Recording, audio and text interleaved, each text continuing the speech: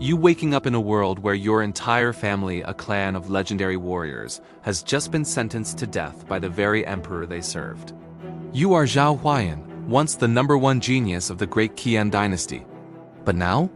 Your meridians are severed, your cultivation is gone, and you're a crippled fugitive waiting for the blade to fall. But the heavens aren't done with Zhao Huayan. At his lowest moment, a cold mechanical voice rings in his head. Killing God system activated. Host gains experience and rewards for every enemy slain. Today, we re-diving into the epic saga of killing enemies to gain cultivation, starting with the execution of my entire clan. This is a story of a man who turns the entire universe into his hunting ground to become the supreme ruler of the cosmic sea. Before we get into the blood-soaked revenge, let's talk about the world. We start on the Zhuantian continent, a place where martial arts and Qi determine your worth. But as the story progresses, we realize this is just a tiny speck in a massive hierarchy. The power system is brutal and clear. In the lower realms, you climb from skin quenching and blood refinement up to the golden core and infant transformation stages. But that's just the beginning. Above that lies the divine realm, where cultivators become true gods and god kings. Finally, at the peak of existence, you reach the universe god stage and the ultimate goal, transcendence. In this world, techniques are ranked from yellow to immortal grade, but Zhao Huayan has a cheat code, the 9 Revolutions profound art. Combined with his system, he doesn't need decades of meditation. He just needs a target. The story begins with a massacre. The great Qian emperor, fearful of the Zhao clan's power, orders their execution. Zhao Huayan escapes the capital by the skin of his teeth, awakening his system. His first mission? Survival. Using the system, he recovers his crippled body and starts picking off his pursuers one by one. Every kill grants him experience points. He doesn't just get stronger, he evolves instantly. His return to the imperial city. While the emperor thinks his threat is handled, Zhao Huayan walks through the palace gates like a reaper. This isn't a long-winded political drama, it's a slaughter. He executes the emperor, wipes out the corrupt royalty, and ends a 300-year dynasty in a single night. With his revenge complete, Zhao Huayan realizes the world is much bigger. He joins the ancient sword sect, quickly rising from an outer disciple to their greatest weapon. But he uncovers a shocking secret. His father and brother aren't dead. They've been imprisoned in the Dragon Prison Abyss, a legendary death trap.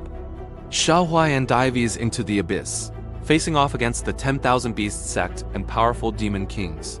Here, we see his personality shift. He's cold to his enemies but fiercely protective of his people.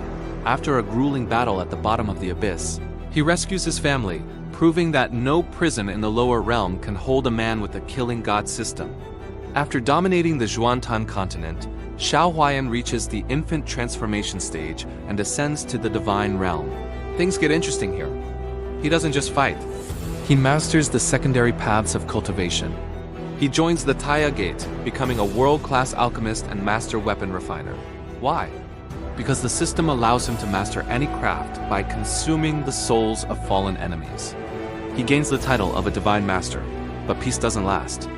The Dragon Clan of Dragon Island, powerful allies of his, are threatened by a coalition of god kings. Zhao Huayan steps in, wielding his 7-kill spear, and absolutely dismantles the Rakshasa god king. By the end, he is no longer a prodigy. He is a powerhouse that even the gods fear. Just as Zhao Huayan is settling into the divine realm, a catastrophe strikes. The heavenly demon Great World launches an invasion of the human realms. The scale of the war is massive. The 3 demon emperors Jitan, Devouring Heaven, and Fenton lead an army that outnumbers humanity 10-1. Zhao Huayan leads the counterattack. In a display of pure dominance, he uses the 9 elements demon sealing formation to trap and execute the demon emperors. This shows the world that Zhao Huayan isn't just a warrior. He's a leader. He unites the fragmented sects of the divine realm, becoming the pillar of humanity. Later, Zhao Huayan travels to the Chaos Continent, the center of the Sea of Universes. He reaches the Universe God stage, essentially becoming a living galaxy. But the ultimate enemy reveals itself, the world-devouring demon clan. These aren't just invaders. They are cosmic parasites that eat entire universes. Their leader, the world-devouring demon emperor, is a creature that has existed since the beginning of time. The final battle takes place in the cosmic sea. It's a fight that shatters dimensions. The Demon Emperor realizes he can't win and tries to take Zhao Huayan down with him by detonating an ancient demonic puppet, a weapon designed to erase existence. Here's the major twist. Zhao Huayan anticipated the betrayal. Before the final explosion, he had hidden a true spirit mark in the core of the universe's origin. His physical body is destroyed, but his soul survives and reconstructs itself using the pure energy of the world's origin. He emerges as the primordial Tao Venerable, the first being to reach peak transcendence. The ending is surprisingly beautiful. Zhao Huayan doesn't just rule with an iron fist. He annihilates the world-devouring clan and creates the primordial great universe, a new home for all his friends, family, and the survivors of the war.